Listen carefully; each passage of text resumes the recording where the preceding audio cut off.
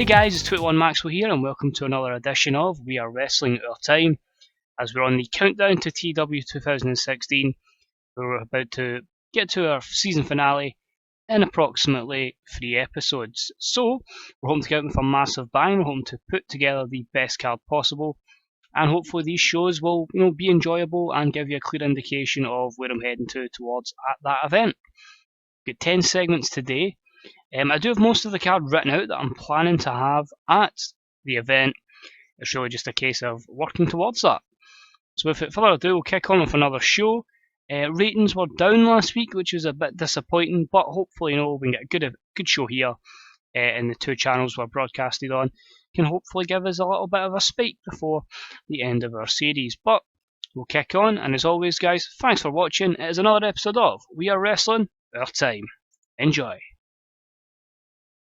So 1,164 in attendance at the Sir Matt Busby Centre, and we start off with a match, and in a match that was really quite short. It didn't really have much about it, more enhancing our talent.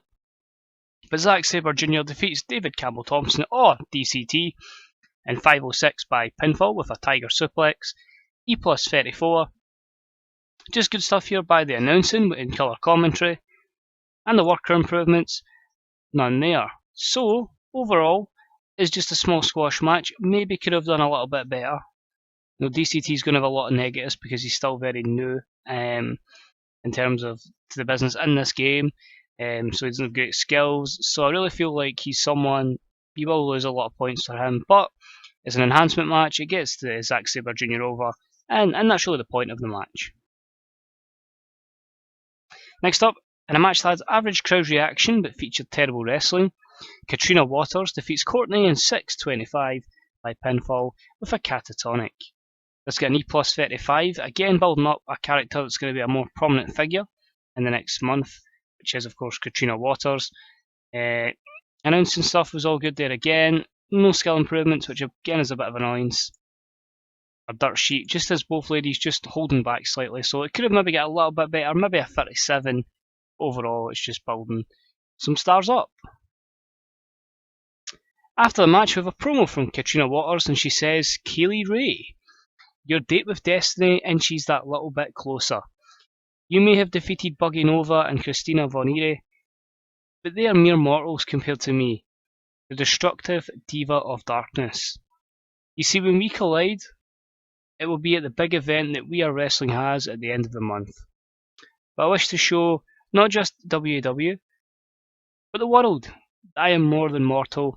I want to face you in an anything goes, hardcore street fight. I'll let you decide, Kaylee Ray. Your fate is in your hands.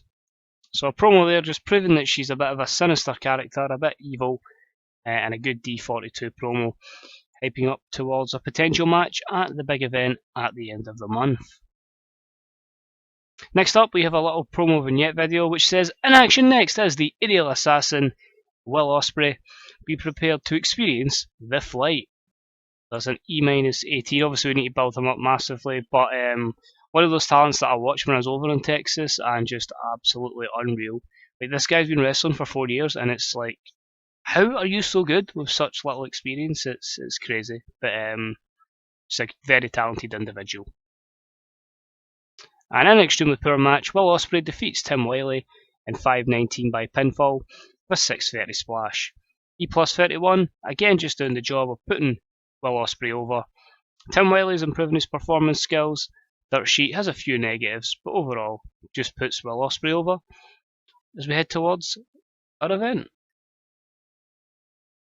Next up, in a match that had average crowd reaction and some decent in-ring action, with the villain Marty Scurll defeat Robbie Sola in 8:34 by pinfall while using the ropes for leverage.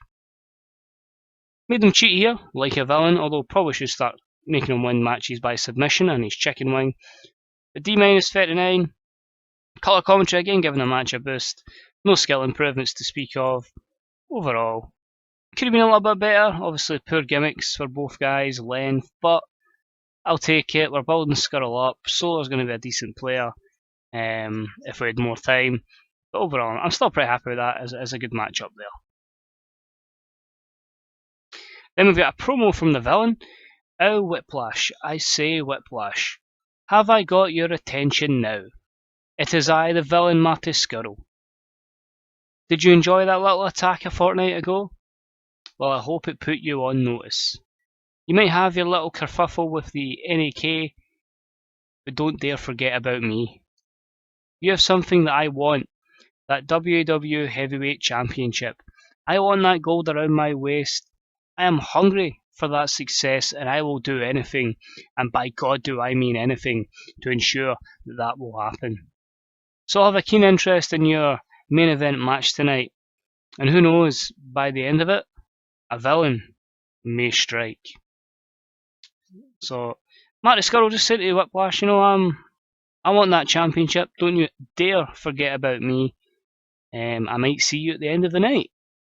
And that is a D45 promo there from Marty, who I must say with this gimmick, the villain gimmick he's been using, so much better than the Party Marty stuff, and he's definitely took his game to a completely different level, and fair play to the guy.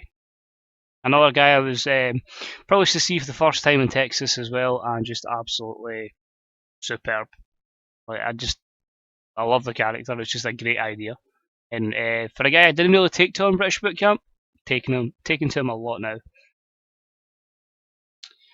We're just moments away from our main event of the evening. The N.A.K's BT Gunn and Chris Renfrew take on the team of Grado and the champion Mikey Whiplash. But moments before the match takes place, we see Noam Dar and Kenny Williams just sitting chilling in the back, before out of nowhere they're assaulted and blindsided by the tag team champions, the N.A.K. Renfrew strikes Williams with multiple lefts and rights, and BT Gunn does likewise with Noam Dar. Williams and Dar try to fight back before Gunn throws Dar into some construction work in the back, while Renfrew throws Kenny Williams into a box of stage props. So basically just rendering them helpless with an attack there. Renfrew shouts at them, basically saying, "This will teach you a lot to stay the hell out of our business." They head out to the stage as they get ready for their match. So just showing that the N.A.K think they can continue to boss folk around, just show all the we're in power. We can do whatever the fuck we want. So that's really just a match, an angle, get a bit of heat on them. Could lead to something down the line. Obviously, former tag team champions Noam Dar and Kenny Williams. And it got an E27. Nothing really else to improve. A couple of poor gimmicks. But overall, again, I'm fairly happy with that. As I say, it's all about the matches delivering and hopefully some of the angles as well. The main event match itself, and a match that had an average crowd reaction and featured some decent in-ring action. BT Gunn and Chris Renfrew defeat Grado and Mikey Whiplash in 11:41, and Chris Renfrew defeated Grado by pinfall. D47, so very good there, and again try to push on the N.A.K, get them over and give us some extra villains. The match lifted the crowd, the colour commentary helped the match again, so that's been a case that the commentary team's done very well today. Mikey Whiplash was off his game, which is a shame. Very, very good experienced hand. And Chris Renfrew is improving his performance skills. Negatives, a lot for BT Gunn, which is disappointing. Don't get the psychology aspect, and same with Grado. But overall, D47, if those negatives aren't there, we could be talking maybe pushing a C-. That's a bit optimistic, but overall, it's still decent for the level that we are at. The inmates continue to run the asylum as the N.A.K wins again, and Renfrew and BT Gunn defeat Grado and Mikey Whiplash. They start to beat down their fallen opponents for a few minutes with left and rights before the babyfaces start to make their comeback. Grado and Whiplash have the upper hand until Wolfgang arrives on the scene, and he has a steel chair in hand, so that's going to make it 3 versus 2 in favour of the N.A.K. Bang to the back of Grado he goes, hammering him with a steel chair, before he turns around and nails Mikey Whiplash across the head. Apparently in this company we don't care about concussions, so he's just hit him in the head. Just to really add to this extreme violence of the N.A.K here. He helps his fallen tag team partners up before the 3 of them look down at the camera and they raise the N.A.K sign to end the show. And there's a random G there. But E plus 32, again just making them look really, really threatening. As I say, by using the chair shot across the head, obviously We don't want to see that in real life, but because it's obviously a fictional thing here, I just felt it adds to the violence of the N.A.K, makes them show they're willing to push the limits here and put their opponents in proper danger, and it gives Whiplash something to be very, very vengeful towards. Overall, E plus 32, few negatives there.